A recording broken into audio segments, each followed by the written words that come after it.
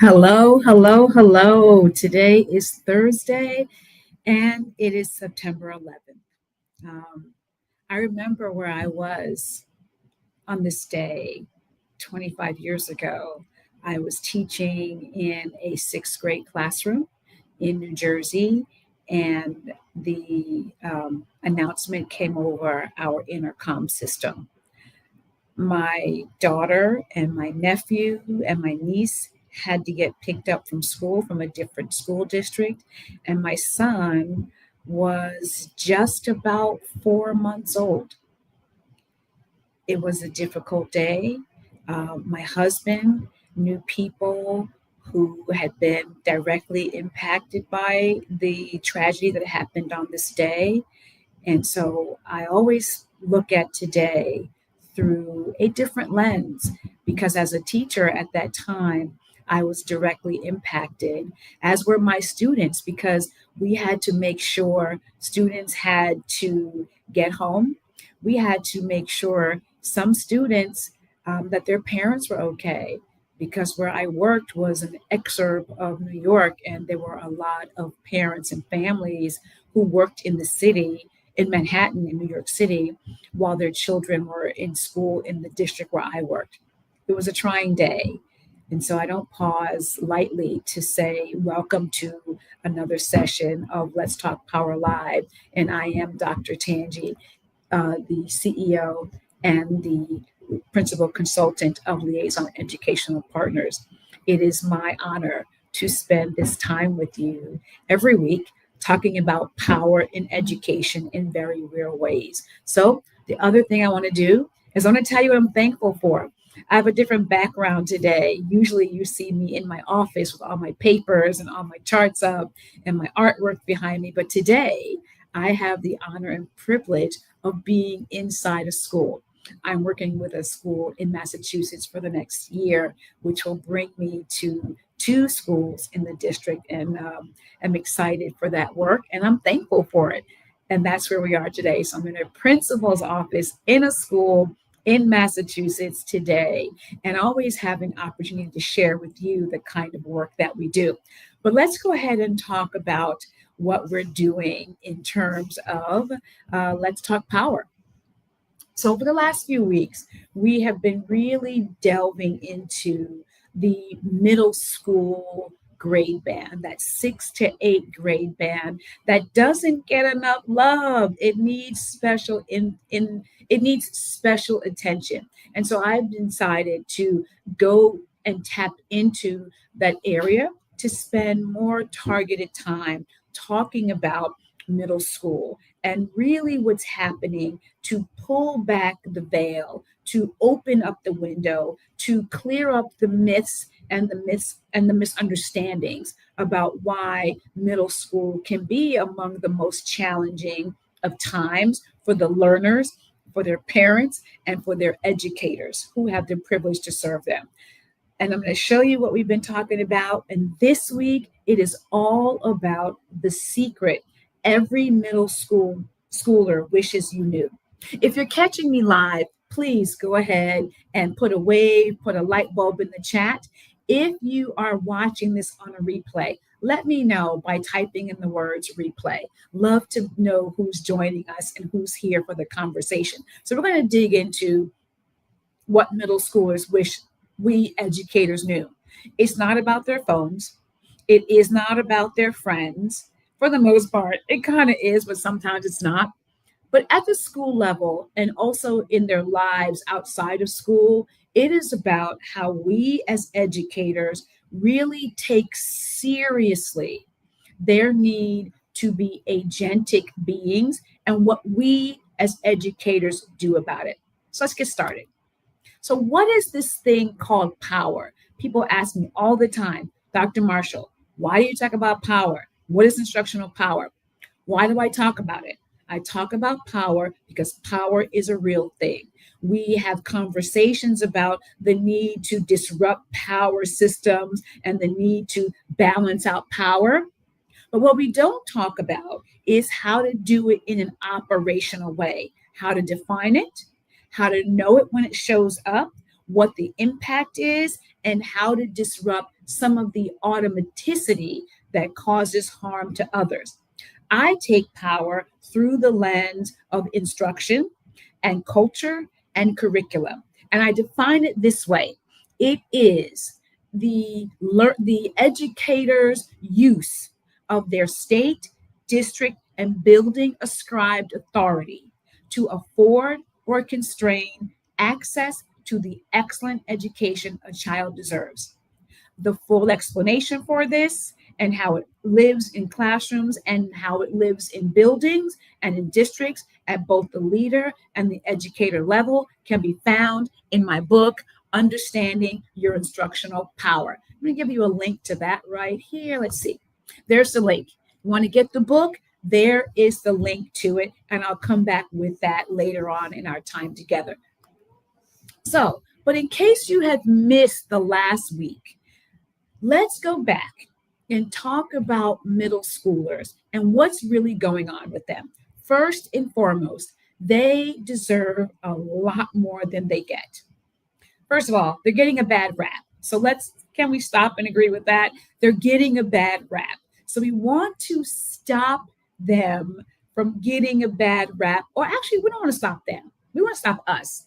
We want to disrupt our viewpoints. We want to disrupt our way of seeing them and how we see them. So that's number one. They're getting less than they deserve. By and large, many of them are being grossly undertaught. They're leaving eighth grade with 3 and 4 years behind grade level in terms of their math, in terms of their reading, in terms of their history knowledge, and their science abilities.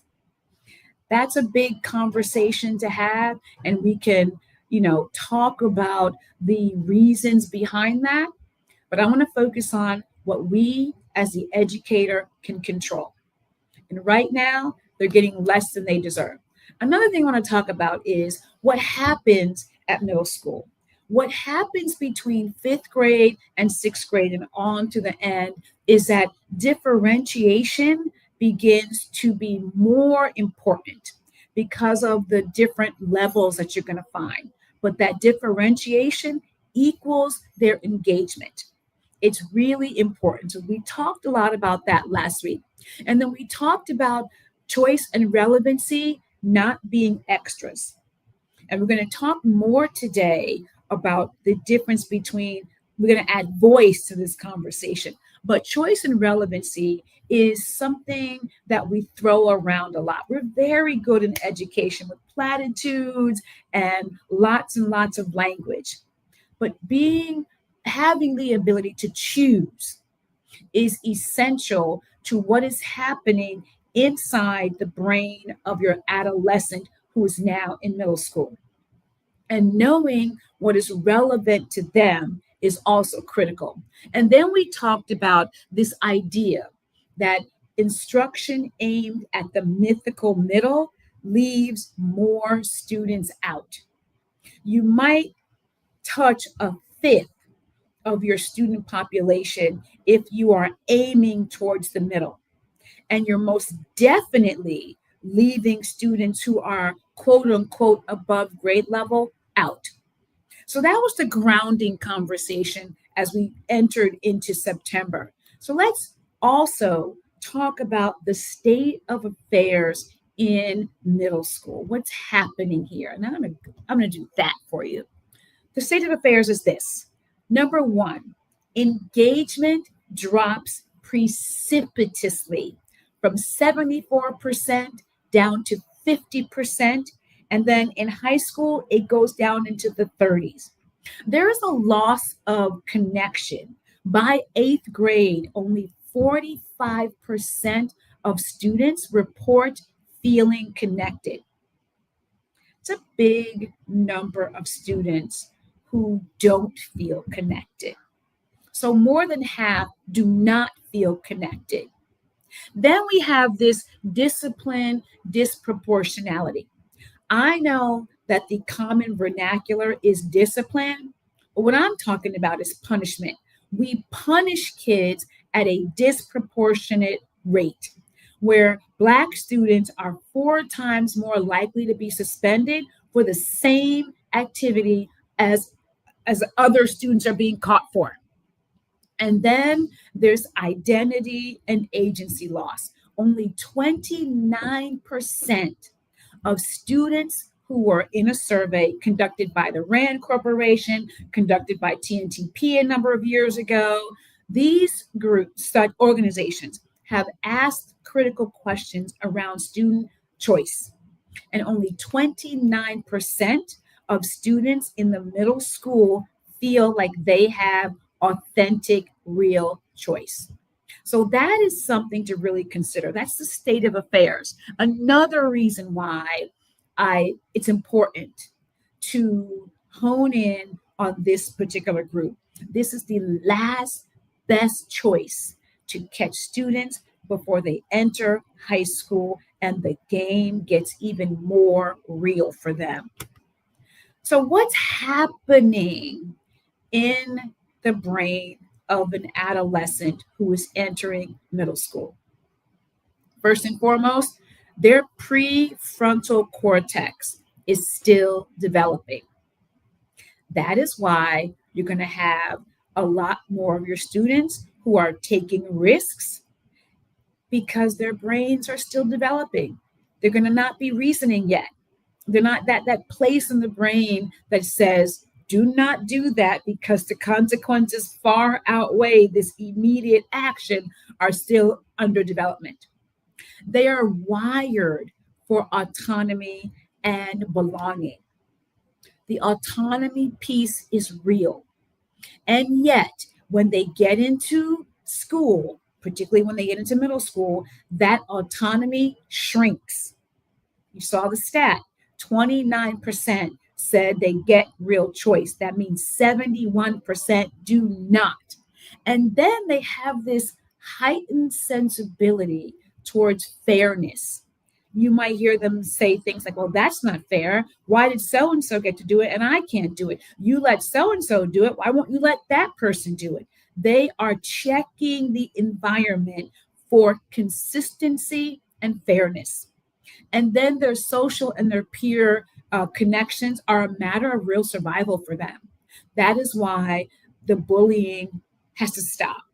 Where 1 in 3 students in middle school report having some form of bullying that is rising to the level of traumatic.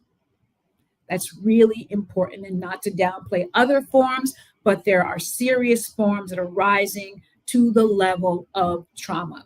And that is what's happening inside their brain, biologically speaking. So that is why the rules are not really holding water. Because if the rules in middle school were really, really working, then the data that we get about their sense of belonging, about their voice and choice, would not be what it is. It order is not the learning. Belonging is really what happens beyond the rules. And this is not to say that you don't have to have non-negotiables or that you don't have to have systems and processes in place to ensure safety. We all want a safe environment. Kids deserve a safe environment.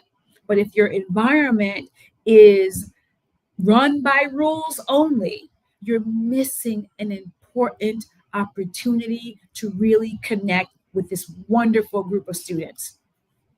So that power protecting, what happens when an adult feels a sense that a child is exercising their agency and being self advocates, and they don't understand, one, what the child is doing, and two, believe a child should be doing it? They're going to be in this dimension 3 or dimension 4. And I spell those dimensions out in the book very in detailed form. But here today, I want to just highlight the fact that that power protection is real. I want to share a story. When I was doing some work for the book, I went to a class, and this teacher had a very strict process of how students can check books out in her class.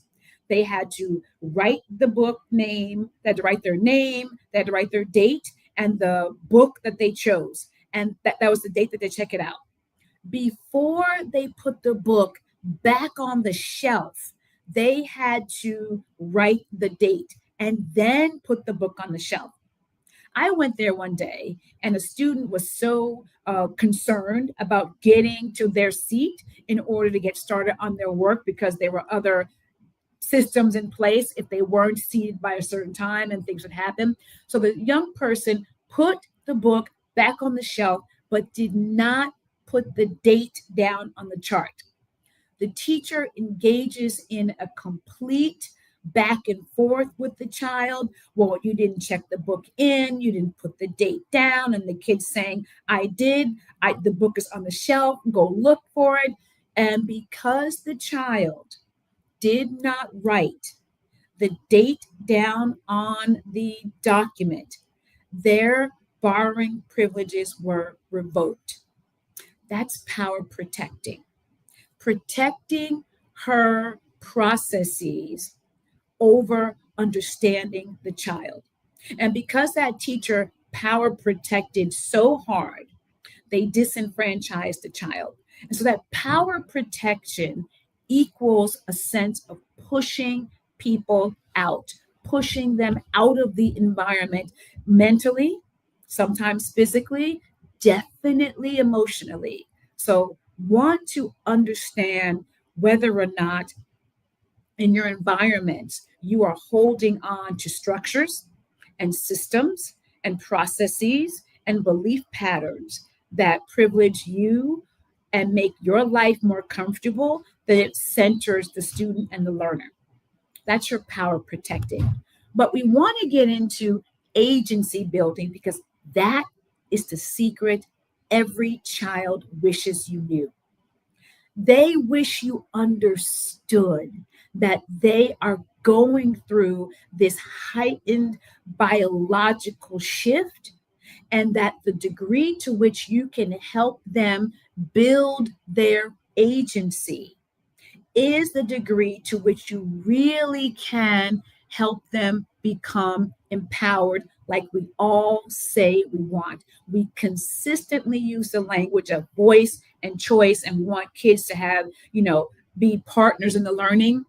But if you don't understand what the agentic and agentive dimension is, you're not going to really lean into that. And being agentic, actually, guess who it starts with? You got it. It starts with you as the adult. You have to know what agency is. What kind of voice and choice are we really talking about here? You've got to be very clear and very specific about your own understanding of power. And we lay this out in the book in very, very concrete ways. And I encourage you to get it. I really do encourage you to get the book so you can really dig into the momentum and the understanding of power as an operational aspect of your culture, because it's there. So when we talk about agency, we're going to talk about some very specific ideas of helping young people develop themselves as their own advocates so they can begin to make the wise choices that we all say we want them to do. But it begins with you as the adult. You really have to do some self excavation, some self knowledge building. You must be a student of yourself and a student of your students. So I want to differentiate between voice and I want to differentiate between agency. So when we look at this, voice is speaking up and being heard. It's also about sharing opinions when invited. It's about contributing to discussions, expressing feelings or frustrations, and it's about adults' knowledge and about acknowledging their words, but keeping the authority in an adult space. That's a critical thing we want to talk about. We talk about voice because we want to hear students saying things. But when we jump into agency, it is about self advocating for what is in your best interest. So, helping those young people really dig into understanding that they can advocate for themselves, that they can engage in dialogue with an adult, with a peer, negotiating for their own needs. And it's about identifying needs and taking steps to get them met in respectful and honorable ways, not just because a person is older than them, but because they have shared humanity. Agency is about, I know my humanity, I respect my humanity, and I respect your humanity. It is about making informed choices aligned to their identity plus their goals. And it's about adults sharing a power through partnership. We have to operationalize this and know when power needs to shift and the authority needs to shift from you to them. So that is the critical difference between voice and agency. Being just heard, I want to hear you talking, tell me your ideas, what are you thinking? But then I'm the adult, I still hold on to those reins. Agency is deeper. Agency is opening the door for authentic partnership. And that is what an adolescent craves and desires and deserves, particularly as they shift into this real critical period of their development. So I want to give you some power moves. Power move number one, cat, not the animal. Want you to have clarity. Get on the same page about what agency is and what it is not, right? Then I want you to dig into authenticity. You want to be real. Get real about why and about how, and not just about rules and processes. Get real, authentic. And then T stands for trust. Build trust. Be consistent, be truthful, really help students understand what's going on, and so that they can believe that you're the person that's on their side in a real authentic way. So you want to make sure that you are clear, you are authentic, and you're having trust. Let's talk about para move number two, taking inventory. We have an entire strategy for taking inventory in the book. So I'm going to share a little bit about it right here, right now. Where are students being heard? Where do you hear them? And what are they saying? Then where are they involved in decision making? So that's where you begin to get the agency in that decision making partnership. And then are you having explicit discussions? And there's a tool that we offer that really helps you break down this process, right? Really want you looking at, is their voice? Are they part of the partnership? And are you having explicit conversations about it? Power move three, make agency visible. Explicitly teach it. What is it? And here's the thing, you have a lot of content that you can use. Use your ELA content, use your history content, use your science content. You've got characters, you've got instances. You can build a curriculum around identifying agency, right? Use the curricular materials you have. This is not something new. If you are looking at whatever your stories are, right? We used to read Harrison Bergeron in 8th grade. Lots of agency, right? The character Harrison Bergeron himself was an agentic character. How do you know? Because there were certain actions he took. Okay. And then he moved into empowerment. Whatever you're reading, these are the kinds of questions you can ask students to consider about characters, then they can consider it about themselves. Look at history. Lots of agentic behavior in history. Use your curriculum as a tool to lay the foundations, and you can explicitly teach about it. And then provide tools for self advocacy. If you have curricula that deals with social and emotional development, this is a prime place to really build on self advocacy in real and concrete ways, and then provide opportunities for practice. They're going to practice, and they're going to practice with you. So you want those opportunities to be real, and you want them to be authentic. So again, you want to make this visible for students so they can do it. Because what happens if a student is exercising agency with an adult who has not tapped into their own understandings and beliefs about power? That student is at the mercy of the adult, and they can end up in the office with a referral out of class because of adult misunderstanding. We have a lot of young people who act as adults in their lives out of school. They help their parents or parent or caregiver with their younger siblings. You have students who are the linguistic go-between from their parents to the system of school. That is a lot of leadership. And when we have students who are leaders outside of school, but we put them in a box in school, there is agency mismatch. There is a power dynamic that is unproductive.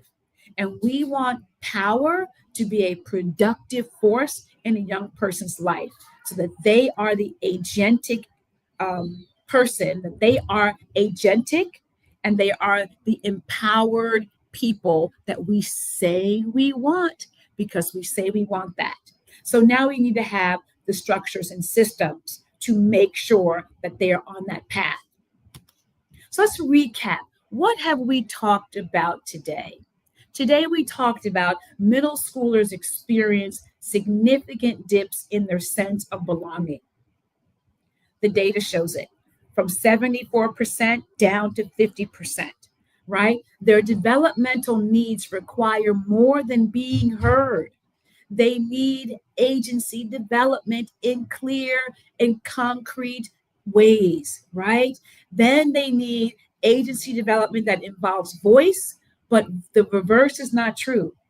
Just because you are having voice does not mean you are developing agency. But if you are developing agency, you are automatically increasing voice. And then building agency requires clarity, authenticity, and trust. You must be explicit, you must provide practice, and you must help the adults in the environment know what it's all about. I want to give you some gems for your journey as you move through this. Gem number one is our power tool. Our power tool is exactly your tool to help you understand number one, where are you? Does everybody in the building, in the district, know what student agency is, how to develop it, and what the expectations are in your building? That is gem number one. You are going to want to get this. Let me get this. Let me get this out here for you. Let's see. Where is this? Our today's tool. There it is. And if you're catching this on the replay, let me know and we will get this tool out to you. Would love for you to have it and use it. You want to use it to make sure the moves are clear, that you are building capacity so you can revolutionize your culture. Gem, the next thing here is we are doing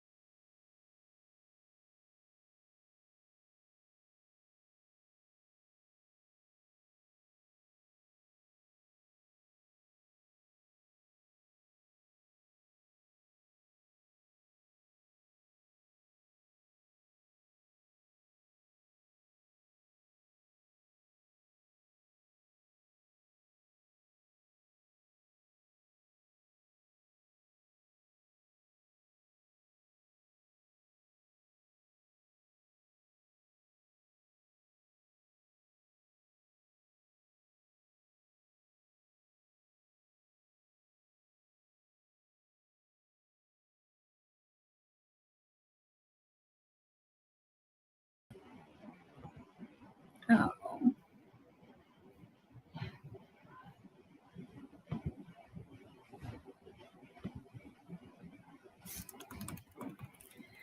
I am sorry about that. You know what happens when you're in a school? Things happen, and that happened to me. What happened? The internet stopped. So here we are. We're back. Let me go back. Your gems. Gem number one is the Building Authentic Student Agency tool.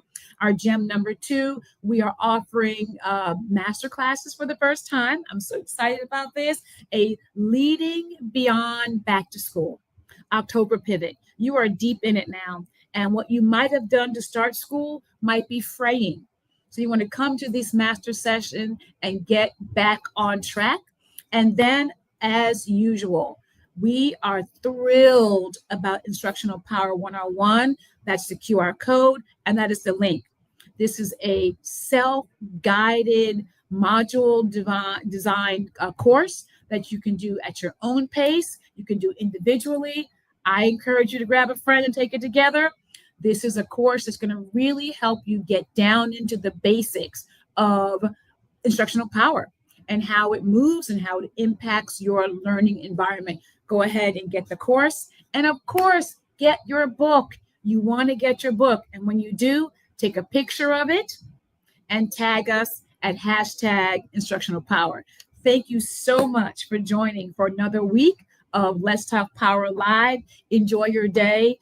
Take time to remember this day in America's history. Thank you so much.